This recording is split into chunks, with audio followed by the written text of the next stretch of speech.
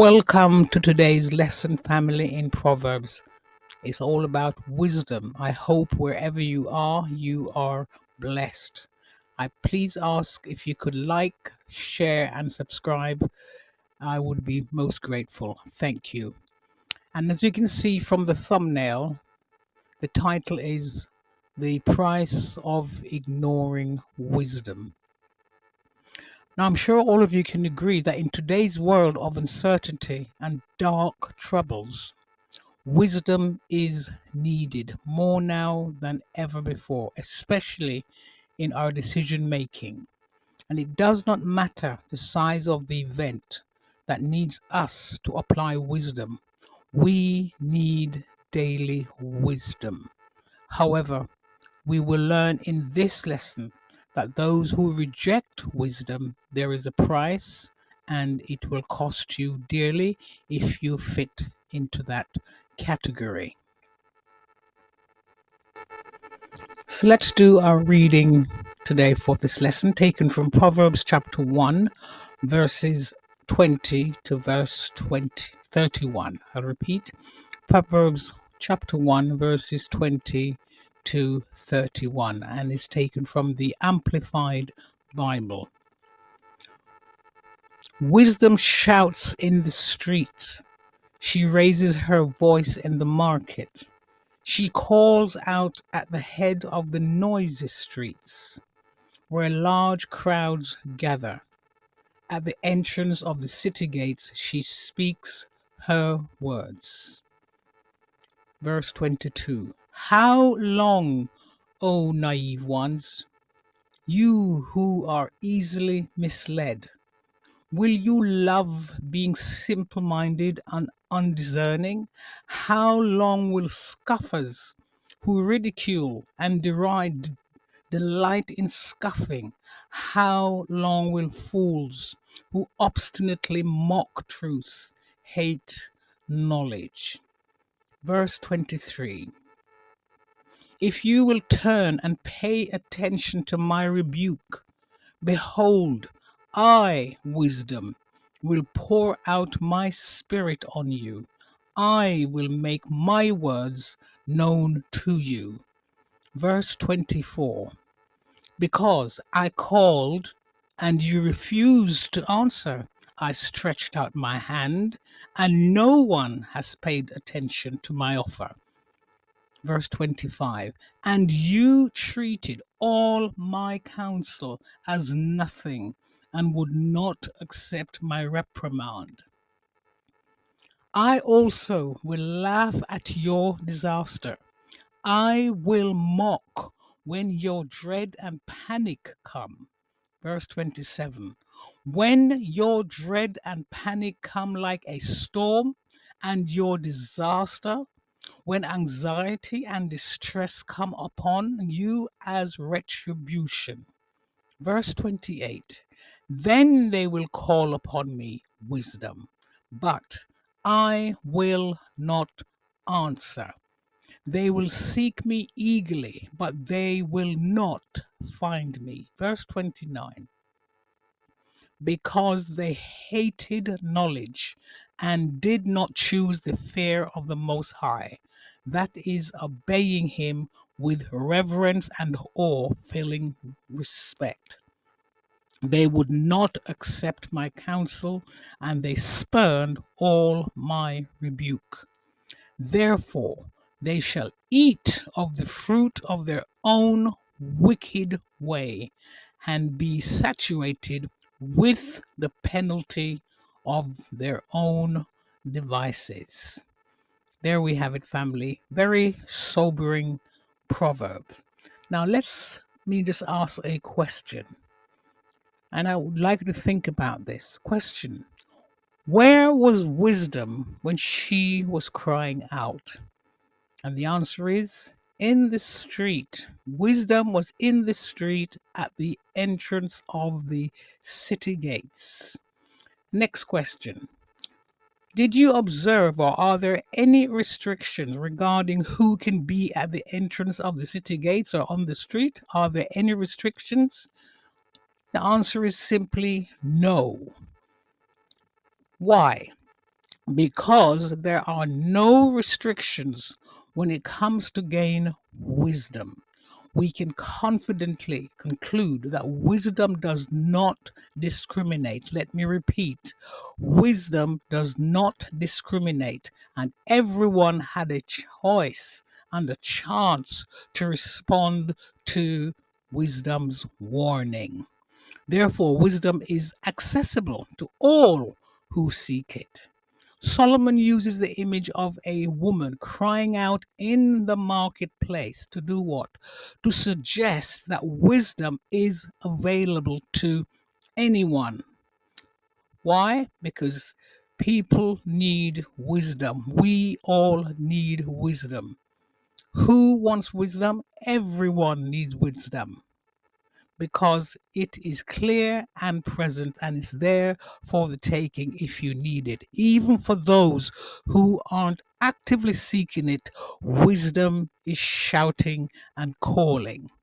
Now, what's the meaning of that in verse 21? Let's break it down a bit. And what it says is a woman calling out in a busy place. Look at the location. Didn't It's not in the countryside. It's not isolated. A woman calling out in a busy public place, which means she can be seen, she can be heard, will be seen and heard. Essentially by whom? Everyone in the community or everyone who's passing by, whether they are looking for her or not. Everyone will have to make a decision about her offer.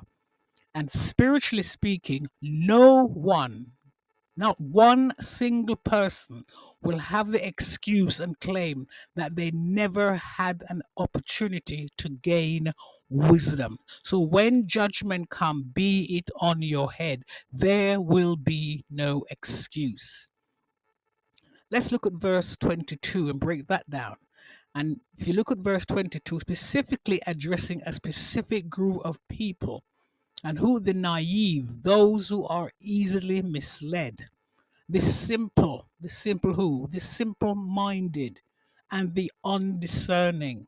And although wisdom cries out, this group of people are deaf to wisdom's call.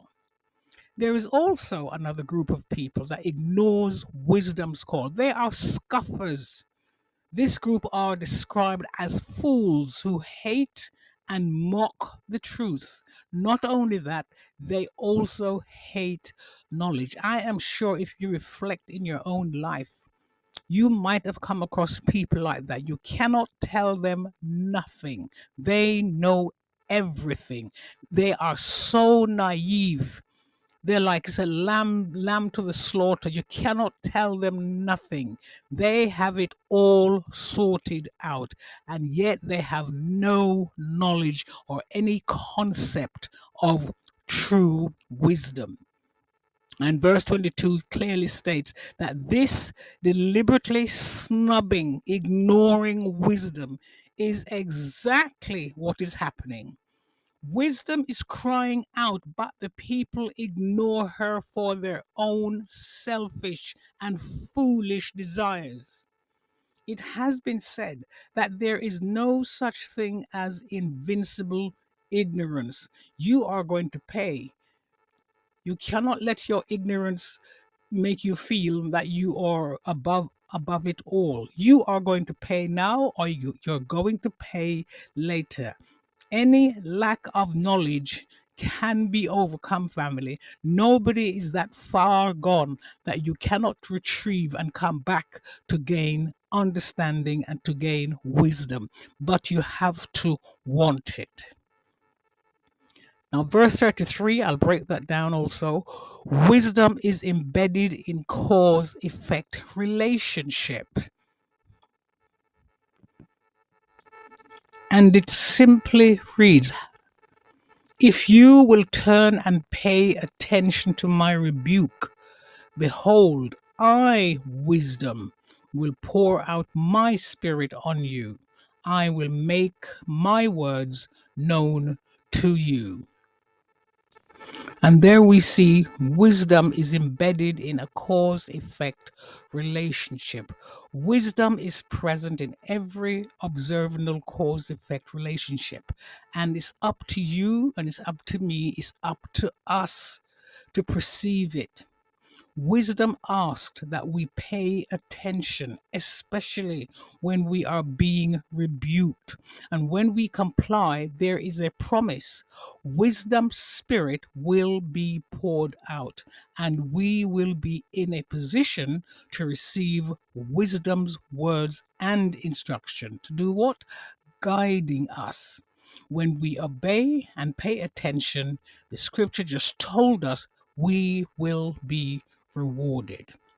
Now, wisdom is a call also to embrace true wisdom, not the world's idea of wisdom.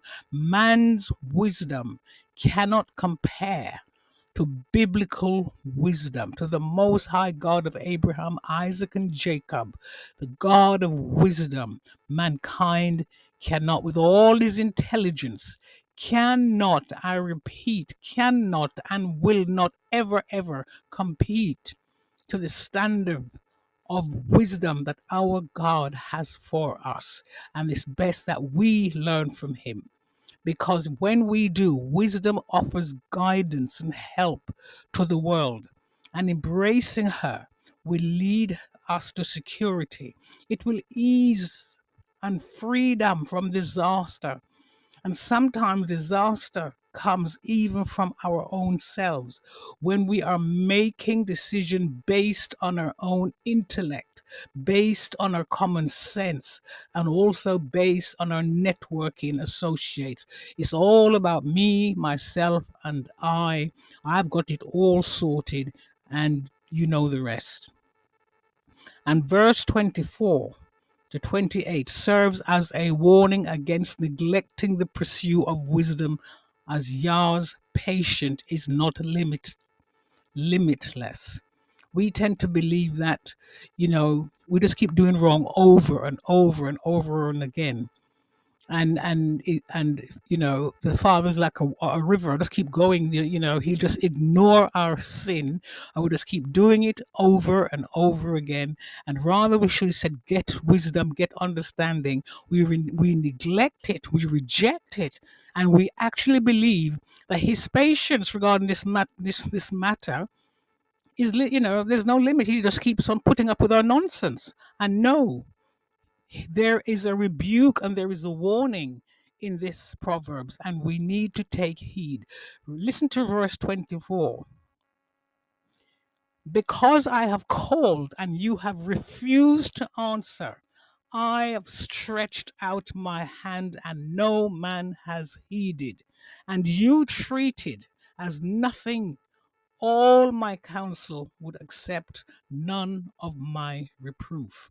There we see the result of and dangers of ignoring biblical wisdom and relying on your own understanding. And that can lead to all kind of disaster. And so, therefore, as I said, it comes with a warning. Let's look at the warnings in verse 26. It says, I will, who? Wisdom said, I will also, will laugh at your calamity. I will mock when the thing comes that shall cause your terror and panic. When your panic comes as a storm and desolation, and your calamity comes as a whirlwind, when distress and anguish come upon you, anxiety and all that comes upon you, then they're going to be silenced, because when it was given to you, you didn't want it. Verse 28. Then they will call upon me, wisdom, but I will not answer. They will seek me eagerly, but they will not find me, because they hated knowledge and did not choose the fear of the Most High, that is obeying Him with what? With reverence. And why this response from the wisdom? Verse 30 gives you the answer. They would not accept wisdom's counsel, and they spurned all wisdom's rebuke. So the result in verse 31 then is, therefore they shall eat of the fruit of their own wicked way and be saturated with the penalty of their own devices. That's a sobering thought. Now, let's look at some of the outcome here that we have learned and we should be learning. Poor decision making without Yah's guidance, human understanding often leads to flawed and short sighted decisions, family. And if that is you, please take heed. You cannot depend on your own mind, your own godly wisdom. You've got to go back to the scriptures and let the Most High guide you. Number two, moral and spiritual drift. Ignoring biblical principles on wisdom can result in straying well away, far away from the Most High. And what you end up doing is embracing sin. Number three, consequences of pride. And that's a big one. Relying on oneself fosters pride, which leads to failure and separation from Yah. And if we look in Proverbs 16, verse 18, it says, pride comes before disaster and arrogance before a fall. And some of you may have personal experiences of disaster. Why? Because you acted on your own pride, and the Most High was not even included in your plans and your decisions. His wisdom was not even invited, it was totally ignored. And you are still paying that price today because of your arrogance. You thought I did not need anyone, not even the Most High. I didn't not even need his input, and you are left in a complete and utter mess because you took that attitude. What is the result? Lack of protection. When we ignore wisdom, the price is biblical wisdom will always survive, but we won't. Biblical wisdom serves as a safeguard against life's challenges. Without it, family, one is more vulnerable to harm and deception. So let us all take heed. We are not an island. We need to surrender to our Father and surrender and ask Him to teach us how to walk and live in His wisdom. So, the summary we come to the lessons today is the brief lesson. He says, in these verses, wisdom is personalized. Okay, and it's personified also as a woman who cries out to the foolish who hear the truth and neglect obedience. The cry of wisdom shows the compassion and patience of the Most High for those who are foolish, but the patience is not limitless. Our patient, our Abba Father's patience is not limitless. There's come a time he will not hear you. So this is a severe warning not to neglect the pursuit of godly wisdom. And before we conclude, we need to ask ourselves and even know what wisdom is not. Wisdom is not merely intellectual knowledge, family. Wisdom is just not about accumulating facts or information without understanding or application. You might know that fire keeps you warm, but if you don't know that same fire can kill you because you haven't got knowledge or understanding of it, your life won't be very long because you apply fire incorrectly and it can end your life. So, merely intellectual knowledge is not enough. Wisdom is about application and understanding. Also, worldly wisdom, it is not about cunning, it's not about manipulation or pursuing selfish gains under the guise of intelligence. No, that is worldly wisdom.